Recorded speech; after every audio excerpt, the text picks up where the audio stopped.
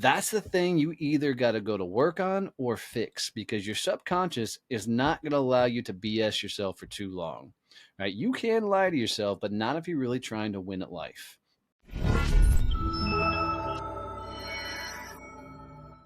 Welcome to Future Factory. My name is Anthony Montague, and today we've got one of my really good friends, Donnie Boivin, on the show. Donnie is a life coach.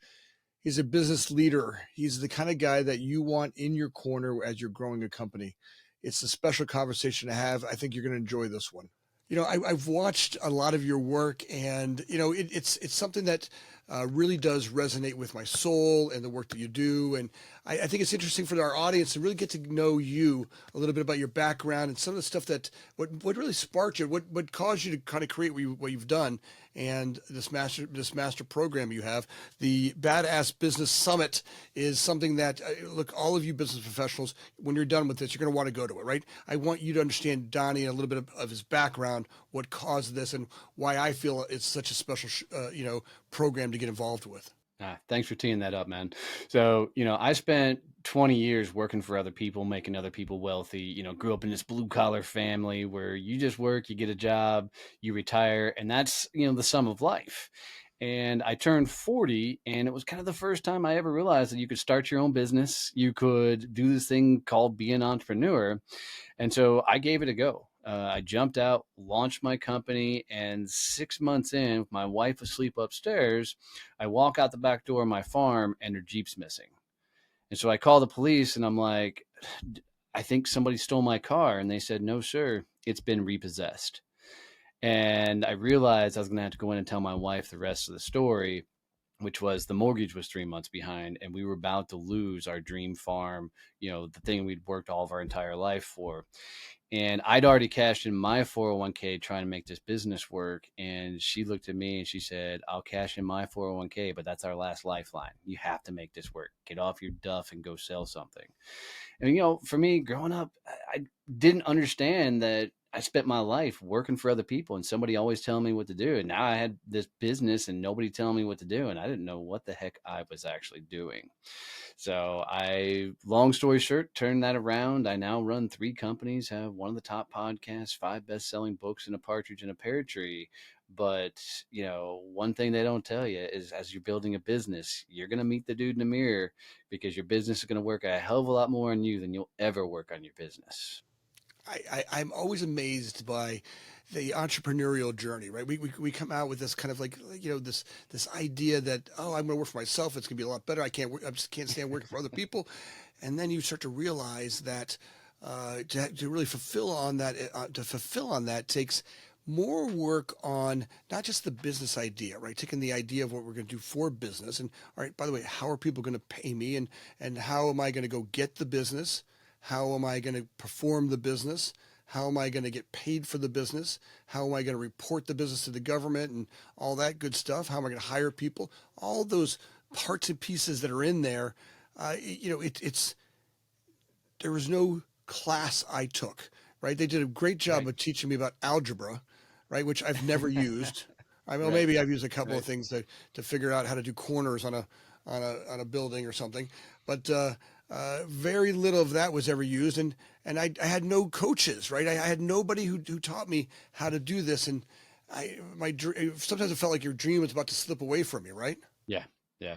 Yeah. I mean, the entrepreneurial business is a series of amazing highs and very tragic lows. I promise you every good day is going to be chased by a bad. Every bad day you're going to hopefully find a good. Every good day you'll find a great. But nobody's out there saying for me, I'll speak to my truth. All these people were go start a business, be an entrepreneur. You can create your own life of freedom. And I bought that ideology hook, line, and sinker. I'm like, oh, cool, that's for me. I want that life. I want to chase that dream because the life I was living felt like somebody else's dream. Right. What they don't tell you is all the things that you already said is, okay, cool. Not only do you got to come up with a business, now you got to go get clients. Now you got to service those clients. Now you got to bill those clients. Now you got to report all that stuff, all those things. And what happens to most people is they end up building a business like they're on an episode of Survivor. They're trying to be the last man standing versus because what happens is business gets so bad at some point You don't want anybody to know how bad business is, because you feel like if anybody knows, nobody will do business with you. So you make yourself this island out there all on your own. Well, misery loves company. And because misery loves company, you're not sharing or asking for help and support. You continually go down this spiraling path, which is what happened to me. And I kept screwing everything up because instead of seeking out mentors and people who had done this before me are doing it on levels that I wanted to get to, I kept just putting my head down going, oh, I'll figure it out. I'm just going to push through it. And pushing through of it wasn't working. And Well, it's like the more fear I have, the more closed up my yep. options become, right? In that fear, I mean, you couldn't have said that more eloquently. I've noticed through my entrepreneurial experience that it's always about being a great entrepreneur. It's about taking the billions of ideas across the world, and billions and billions and billions of ideas, and presenting them at every opportunity to grow your business, right? But as I get more fearful and bills and this and afraid of standing up or asking for help or even thinking I'm supposed to know it all. Most of my stuff was all came from something I brought with me from childhood, right? I mean, Yeah. Yeah. that stupid feeling, not enough feeling, they're going to find out I'm a fraud feeling, right? And not knowing that, hey, by the way, every one of us, every single entrepreneur you've ever met knows that feeling every single day. Yeah. Well, you're right. Everybody sees the Instagram story, right? They see the aftermath of the tragedies. From, I don't care if they're a famous music singer, they're a famous YouTuber, or they're a famous entrepreneur, they're a famous speaker, movie star, whatever. We see the aftermath of the tragedy. You don't get to see the story of the crap they went through to get there. I mean, you look at a famous musician, and 99% of them sat in old dusty dive bars with heavy smokers and, people spitting tobacco on the floor and crap. Your famous movie stars did these horrible B-rated films and things that they hope nobody ever sees and finds them in. Your YouTubers, go watch their beginning, YouTube videos and how crappy those things are. And it's the same thing for business owners. Every successful business, from the biggest billionaires on the planet. I mean, look at somebody like Elon Musk, who's one of the most well-known billionaires in the world. How much did he almost lose everything trying to build Tesla, then SpaceX? The dude had to go basically beg money from friends to keep those ideas alive. And we forget about those stories, and people want to skip all that hard stuff. They want the end without going through it. But the magic of everything, the magic of figuring out anything you want to do in life, is going through it. And it's not about figuring out and getting to the other end. It's who you become going through that process, who you evolve into going through that process. And then my favorite thing is then turning around and teaching all of that to somebody coming up behind you. And that's where the magic of all this comes from. And that's where you see the people that become uber successful are the ones that teach others how to do what they accomplished. Well, I think though, as you look at it, one of the struggles I had was seeing that, right? Yeah. I've got this built-in liar, right? My brain lies. I call him Fred. Right? In fact, I've named my brain Fred. And Nice. Fred, he's kind of a jerk.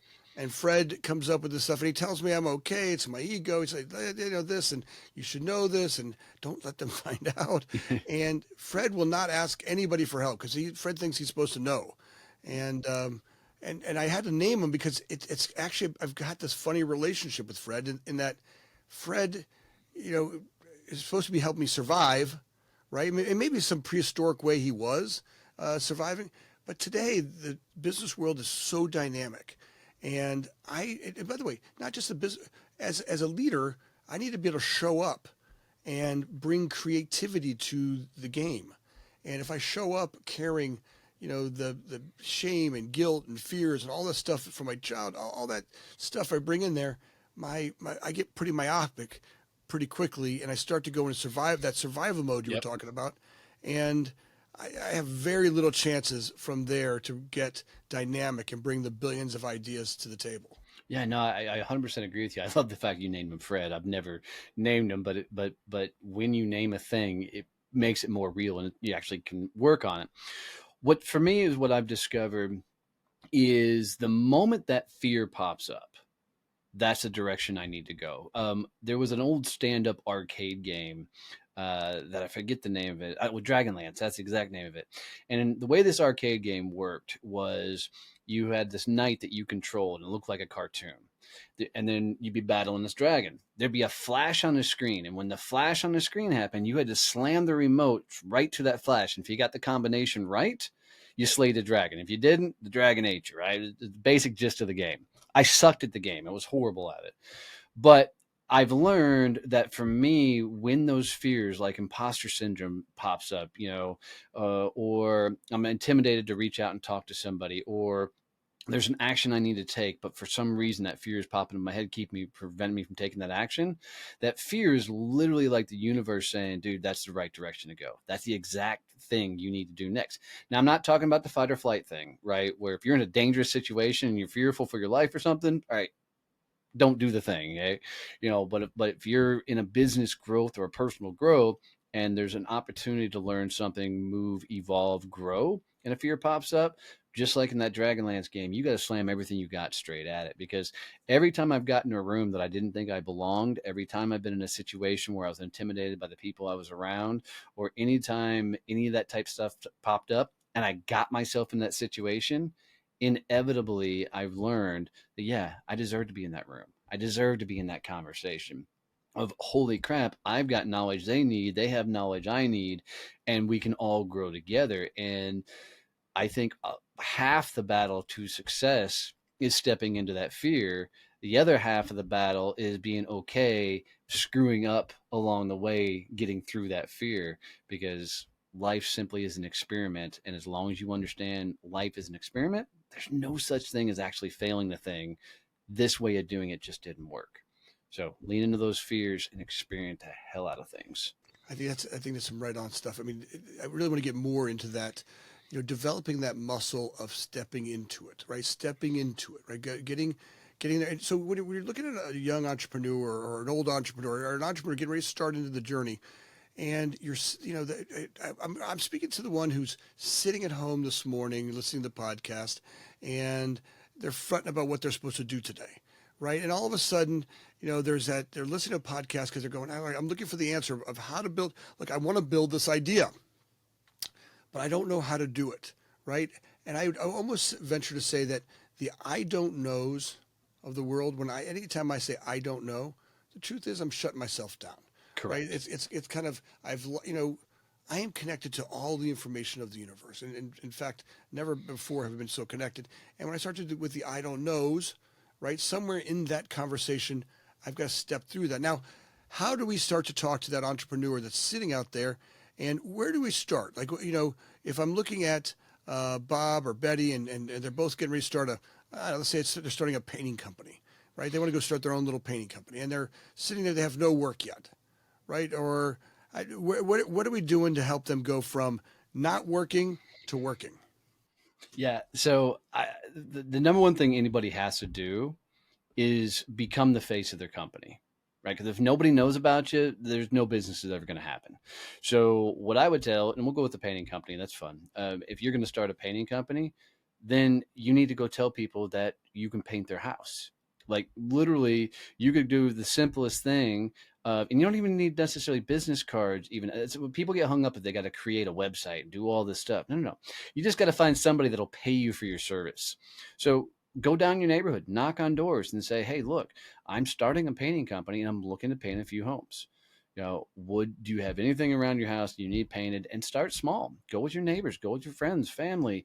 You'll be blown away by the people that will say, "You know what? Yeah, how much?" And make sure you cover the cost of your paint, cover the cost of your time, and start painting. And then when you win that first job, I don't care how big or small that first job is, over freaking deliver. Like service the hell out of them. Paint better than you've ever painted in your life. Clean up after yourself than you have to clean up. Do more work than you told them you were going to do. Go above and beyond. And I promise, if you service them like nobody's tomorrow, two things are going to happen. One, you're going to feel good about it. The second thing is they're going to tell somebody else about the level of work you did for them. And clients two, three, and four are likely going to come from introductions from them. But you got to over deliver, over service. And then you just rinse, wash, repeat and keep doing it. There's a lot of other things that'll come along the way. But the whole goal is go get that first client, service the crap out of them, and then go get the next client. And every time over deliver on the simplest things, and watch them help you build your business. It's really that simple to build a business in this day and age. More than ever before, it's easier to communicate to folks faster and better. And a lot of people actually absolutely are looking for the silver bullet out of the gate. Yeah. And I'm saying, no, just the knocking on the doors. Look, make a 8.5 by 11 flyer up and go door to door knocking and saying, hey, look, I'm happy to paint your bedrooms for X number of dollars. Let me give you a price on it now. And just moving and talking and moving and talking and moving.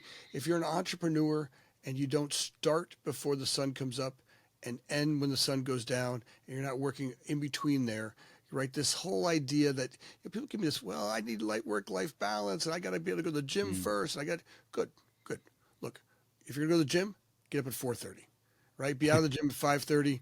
Be setting yourself up to start walking a neighborhood by 7:30, 8 o'clock in the morning. When people are coming out of their driveways, hand them a flyer. You see them driving down the street. Find ways to get out there and start early and work relentless hours, and the business will come, right? But it takes a relentless type. I heard someone say, maybe it was Elon, or owning a business is a lot like chewing glass every day, and then chewing glass, and then looking over the abyss at any given time, right? But in order to do this, you really have to be in the grind mode, and I can look back over CDO Group, which is 26 years old, and it's literally been that feeling. And every time I feel like I want to cruise or coast, I get this. I realize I start going backwards, right? And Well, even if I've gotten bigger, right? Say it's different. I don't do the day-to-day stuff,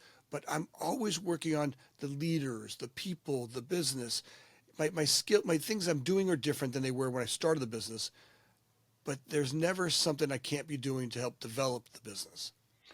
yeah, I love that. I want to speak to the whole grind thought process, because I think people, when they hear the idea of hustle and grind, they think one of two ways of, oh, I'm never going to be that person, or, oh, yeah, that's the life I want to live, right? There's really no in between in those. Here's what I want people to understand. I run a full working farm in addition to three companies, right?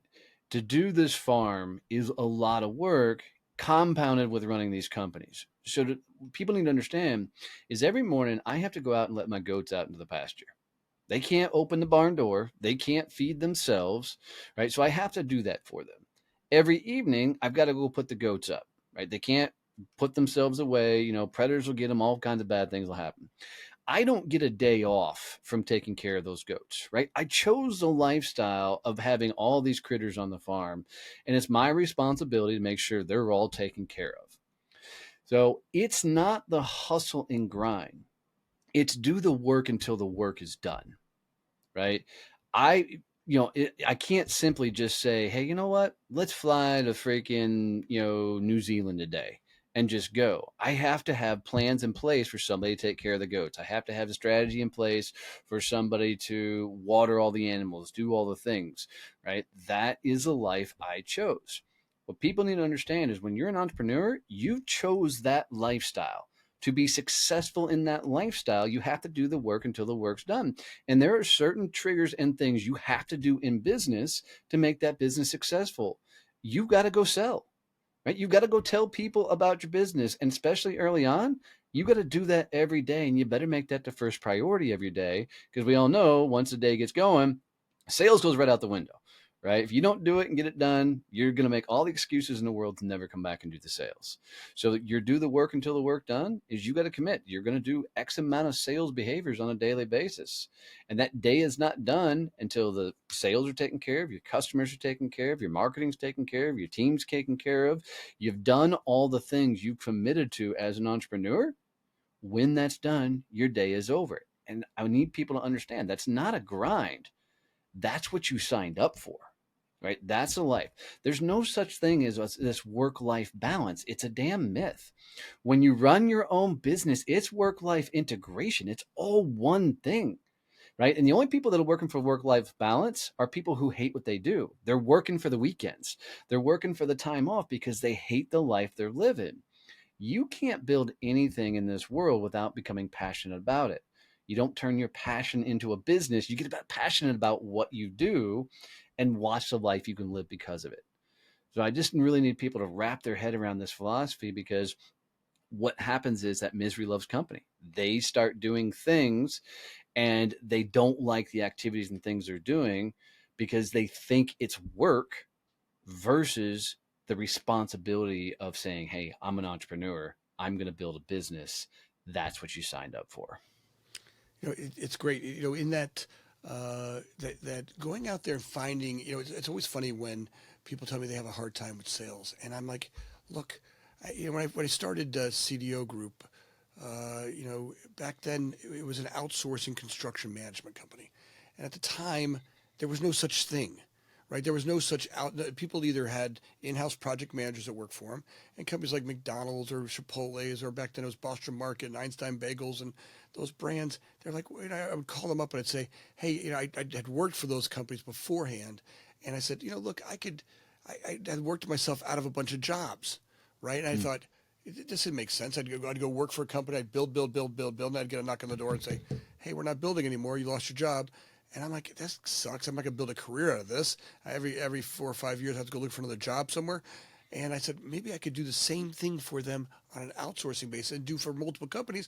And one comes, one goes. But I'd always work for the same company. I could, I could do it myself. And that's where the whole idea came from. And as I would talk to customers, I'd be literally inventing the business, right? Right. And I think that's a spot where if if an entrepreneur, instead of looking at sales calls as some sort of bad dating exercise, like I think a lot of people think of it like walking across the bar to the girl who's going to ask to dance, right? I think a lot of people think of sales that way, like it's this experience of I'm going to have to walk over and ask her to dance and she's going to say no to me, right? For me, a lot of people I talk to have that experience.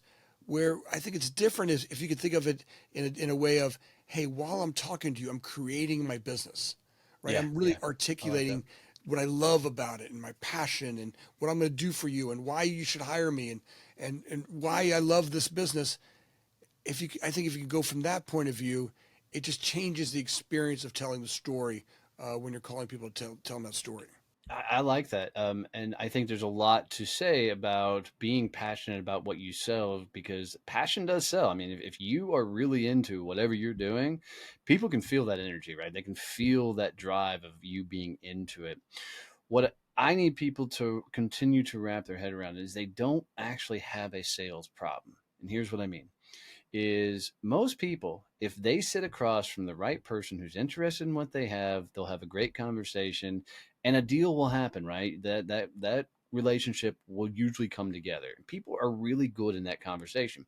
I've stood in front of hundreds of rooms and said, how many of you, if you could get in the right conversation with the right person who's interested in you have, how many of you can close that deal? And like the whole room raises their hand, right? I mean, everybody's good there. It's getting to that conversation that everybody sucks at, right? They don't know how to get to that final conversation. So they don't really have a sales problem. They have a business development problem, because sales is that final yes, no. Everything else is business development, right? And if you can understand that my job is to get into as many of those final yes, no conversations, then life becomes a lot more simpler, because then business development is simply a math equation.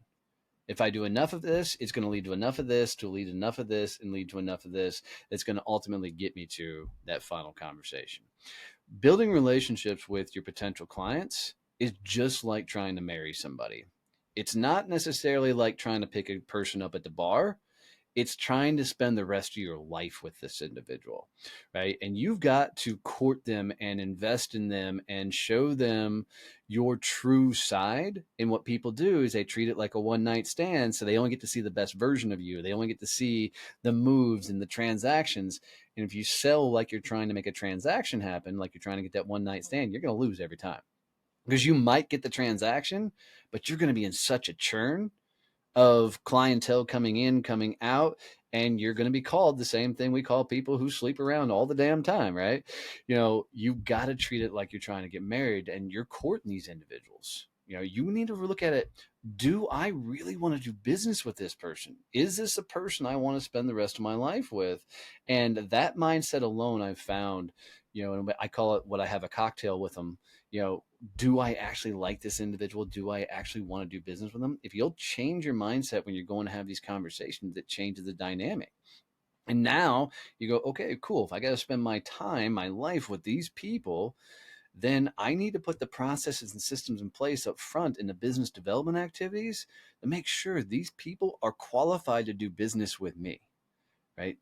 Are they actually going to do the things I need them to do to justify them doing business with me? Are they going to spend the time? Are they going to invest the capital? Do they have the ability to do the work and the things? Do I like them? Will I have a cocktail with them? And the more you dive into that dynamics, you're going to find that you're in a whole different level of conversation with people because you're no longer trying to sell everybody. You're trying to see if they're a fit for your world. And that dynamic is really saved my butt tremendously along the way because I quit trying to sell everybody in this kind of transactional space. And I've just built some of the most coolest friends and fans of people that I do business with all across the world because I'm truly invested in their success. These are the people I want to hang out with. These are the people that I want to be with. And that makes it a family like atmosphere that everybody wants to be a part of. That's a hard appetite to set up, or way to set it up, right? To think holistically about the relationship from the get go, Yep. right? Because I remember when in my early days, I was so worried about paying bills. I just wanted to get a deal, any deal, and I would beg, borrow, whatever I had to do to get the deal. And a lot of those customers could feel that, and they would take Yep. advantage of me, Yep. right? They would take advantage of that way of being. And my guess is that's very similar in the dating world, right? If you really Yep. look at it as humans are. And when I really stop back, and today when I want to build those long-term great relationships with customers who have my best interests in mind, right? Some of that will take a little bit of practice. And if you get in a relationship and you've got a user client, they're out there. Look, every year we lose a couple of clients because we decide that's not the kind of client we want to do business with. They Yep. showed up one way when we started talking to them, and along the way, behaviors change, and they use our people, or they're lie, or they're manipulative, and we're like, hey, look, we've learned to say no in a proper way. Yep. We kind of let them off easy, and but getting rid of some customers, those problem customers they become 80% of your conversations in a day, and they're 80% of your problems and 80% of the place, and you're probably making 30, less than 20% of your revenue off of them, right? And they Yep. become 80% of your problems. Well, and a couple of things I want to unpack in there, which I 100% agree with you. The first one is, man, if you're in your first year of business, being, and pardon the expression, but being a business whore is a real damn thing, right? Because you need to get the revenue coming in however you can get the revenue coming in. And the beauty of doing that in the early years is you're going to learn a lot of types of clientele that you don't want to work with, and you're going to learn a lot of things about the business you don't want to do. And I think there's extreme value, more so in some cases, figuring out what you don't want to do versus trying to figure out what you desperately need to do. So early on, say yes to way more things than you should, because that's going to be a hell of a teacher. The second thing is, if every year, if you're not purposely firing clients, you will not scale, right? Because it comes down to that if you're not firing clients, you desperately need them and you're trying to hold on to them, which means your business is not evolving. And you're either going declining in revenue or you're flatlining. And for me, flatlining is declining. So you've got to look at your client base and go, okay, which current clients no longer fit the business model that we are in the direction we're going right now. And I promise every year that's going to evolve and change, or it better be, or you're building a stagnant business. Well, I think the same thing happens with employees, Yep. your business model, right? And now there's where, Donnie, that's where we need, coaches like your help, right? Throughout my career, throughout my growth, I've had a great coach around me, or even Mm-hmm. teams of coaches around me, and the longer I'm in it, the bigger and bigger that network of people are that that stand around and help support and look at, put the mirror in my face and go, Anthony, look what you're doing here. Look, these numbers don't add up, right? Because I need to be able to. I need someone who can help, even today. No matter, as you grow and you scale, and we broke 50 million, we broke 80 million. Now we got all 50 states. We got great numbers, great number. It's amazing, but I still have character defects in the way that we behave that are preventing us from growing, that are preventing us from going to that next level. And I can't see them. If I could, I would have changed them, and I would have, 100%. right? I would have changed. I mean, look, even where we're here, I would change them. It's not that I'm trying to sabotage myself. I just can't see it. I can't see the behavior because I'm in the fire. I'm too close to the fire. Yep. I need to bring those higher level coaches in that can help me look and go, yeah, hey, let's look. You don't need to have that set of projects you're doing over there. That they're bad. Yes, hey, Yep. stay out of that neighborhood. Stay. Yep. Let's move, shift over here where you're making 30% more with 20% less cost. And Yep. this is a model that's working for you smarter. Your ego gets a little caught up because sometimes my ego gets caught up and like, oh, I'm going to keep that. Right. I'll prove to you. And they're Yep. like, yeah, you don't need to. Look, you need to be working over here where we know you're going to get it. And I think that's the gift of having a coach like you, Donnie, where you and your team are able to help guide entrepreneurs through that minefield of of Fredness. Yeah, Fredness, I love it. I've looked at life oftentimes like a blacksmith in a forge. Sometimes I'm the knife, sometimes I'm swinging the hammer, and a lot of my journey is been spent by other people forging me into the guy I need to become to get to that next level. Because to your point, there's so many times where I'm so in it. I mean, my blade sitting in the fire, getting ready to get pounded on because I just can't see everything that's going on in the business. And let's be honest, a lot of times we shouldn't, but we make a lot of emotional decisions when it comes to building our businesses. And oftentimes, when you make an emotional decision, it's a wrong decision. And I've too often gotten on the backside of a decision of some sort, going, crap, that was a completely emotional move. We didn't even look at the things we should have looked at, and we found us there. So it's nice to have somebody before you make that move that can sit there across from you and go, hey, are you looking at this? Have you seen this? What is you doing here that can help you call the shots? Because as we're building a business, oftentimes we're almost creating something from nothing. Other people may have carved a path in a similar industry or even in the same industry, but we're still creating it uniquely for us. And there's just too much value to be about being around people that are going through or have been through what you're going through that can say, hey, look at it this way. Maybe you should look at it this direction. Don't go here. This is what you're going to see there. And then to your last point is ego's a killer. You've got to have an ego to build a business. I'm a firm believer that without an ego, you're not going to build. But that ego, you've got to keep it in check, which means you've got to have people around you that can call you on your crap and doing it in a loving, non-challenging manner, because you're often going to be gunslinging making these decisions, because as running a business you make a lot of fast decisions, and you need to be able to learn to slow them down. But you got to have those people on the other side that are, will say, hey, look, dude, you're, I won't say it that way, you're stepping on yourself. Freaking, you need to check your six and go, okay, how is this moving the business forward? What's that next move you're going to make, and how it's going to impact and infect everything? It's the that's the game I love about where I've watched the path. That you talk about that path of entrepreneurship, right? The man I've become to lead the company that the companies I lead, the man that I've become has evolved, and I think that's been the gift of being an entrepreneur, right? To stand in that spot and go, all right, I'm going to have to change, right? The man who started 26 years ago with CDO Group is not the guy who I am. A little over 7 years ago, there was a massive change in my behavior, right? I gave up whole ways of lifestyle and the way I ate, the way I drank, the way I behaved, right? There was, you could see the guy that I was when I started the company, the different evolutions of Anthony.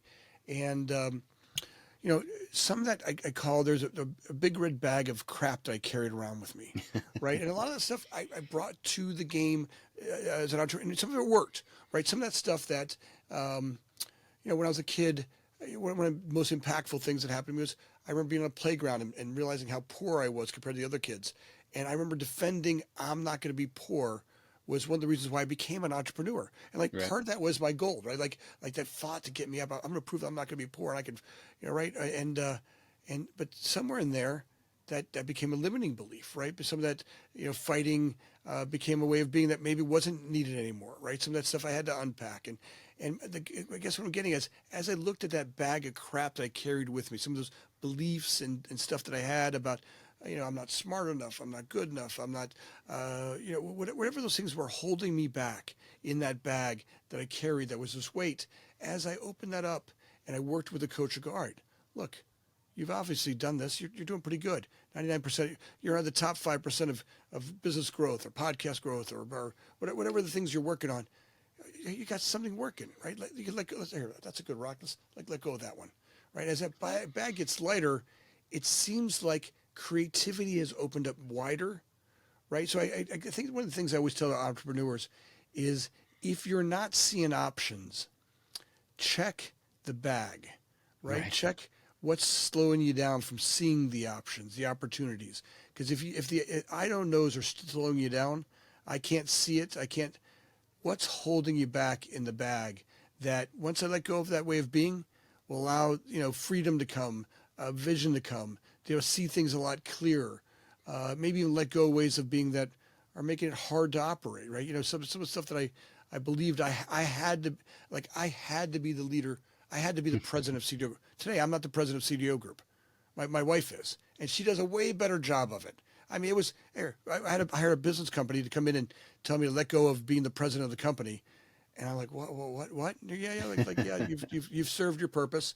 It's time for you to become the founder, and we're doing some other things with the company, and she's going to take over as president, and that happened 2.5 years ago, and it was great because I remember this woman. She comes in my office. Right, she comes in.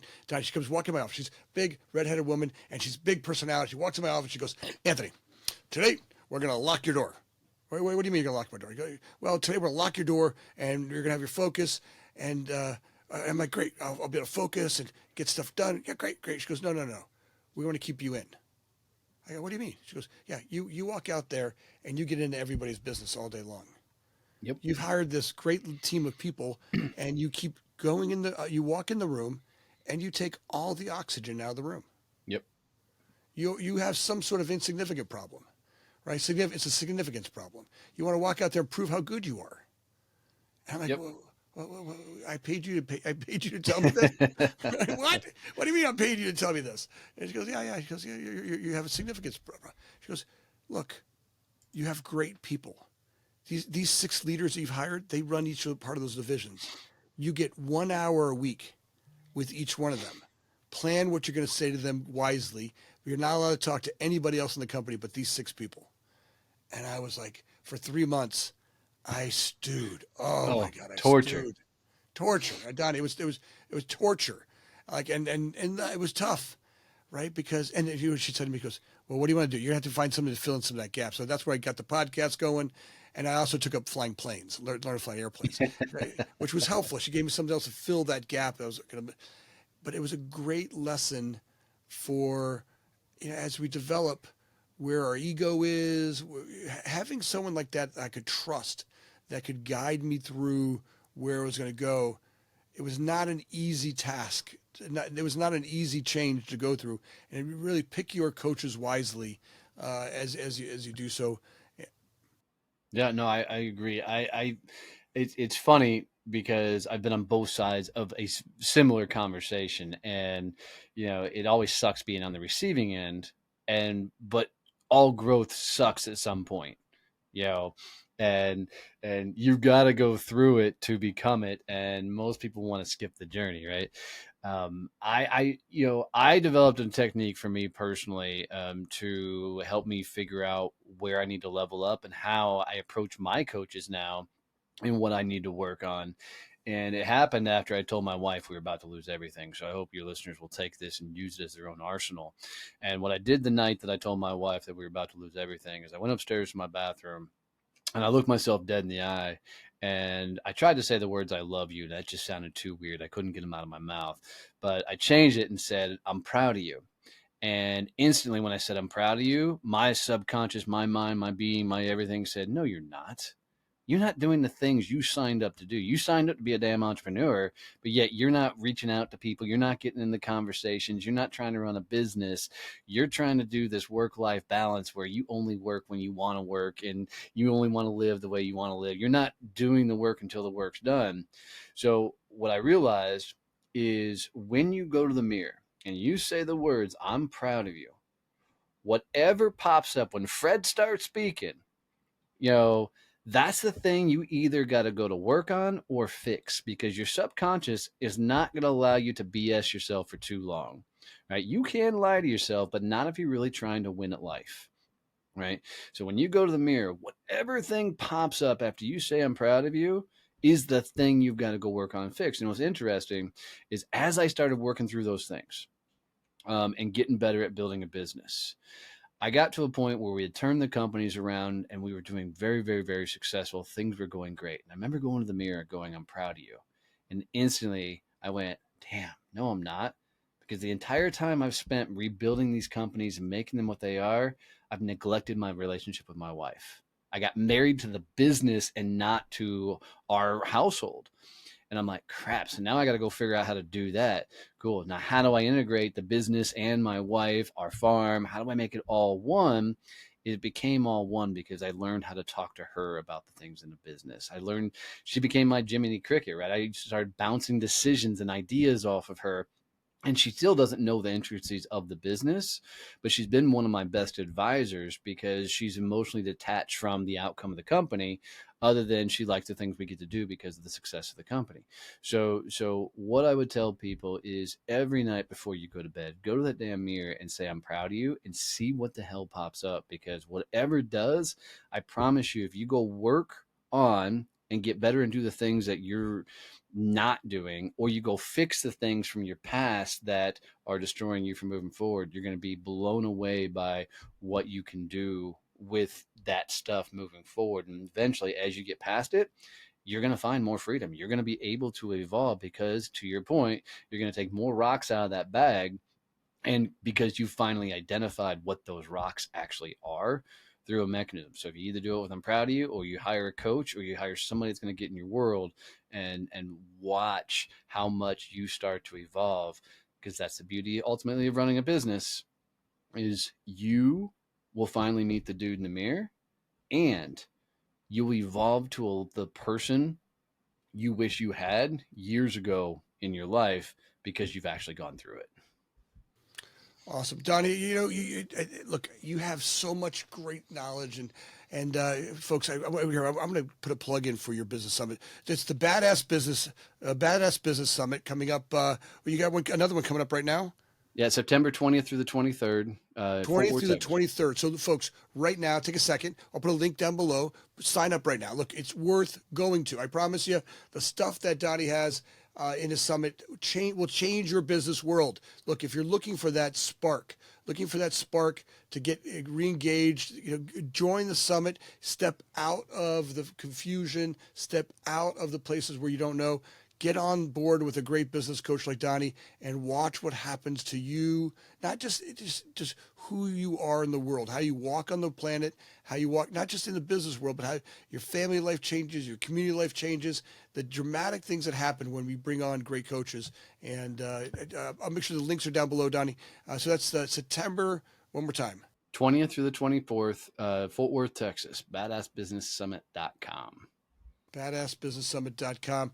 Do not miss that. You guys will love it. And please put any of the comments you have down below. As always, So, guys, if we made it this far in the conversation, you're still hanging out with us and you got any sort of value out of this whatsoever, do Anthony the greatest favor and share this episode with one person, either this episode or one of his other episodes. I can promise you, having my own show, building an audience is one of the toughest things in the world. So if you're getting value out of this and you think somebody else should, and share this out for them, because it's literally like giving them a virtual hug. And this is how businesses are grown, is when two people who are trying to do great things can lift each other up, support each other, and bring value to each other's audiences. Man, give this gift to one other person and watch how much it impacts their lives. It'll be one of the coolest things you ever do. I am so grateful for you and everything that you're on, everything that you do, Donnie. It's great work, and let's put a plug in for your website as well. So yeah, you can find more information at DonnieBoivin.com and SuccessChampionNetworking.com, and just find me on social media at Donnie Boivin, and come tell me hi. I can tell you, for me, the coolest thing you can do for me is take a screenshot of wherever you're listening to this. Tag Anthony and I in us. Let us know that you got value out of us. Give us one of your takeaways, and I promise I will find that post, come reply to it. Anthony will come find that post and come reply to it. Let us know that you got value out of this. Great. Thanks again for being on the show. Absolutely, my honor.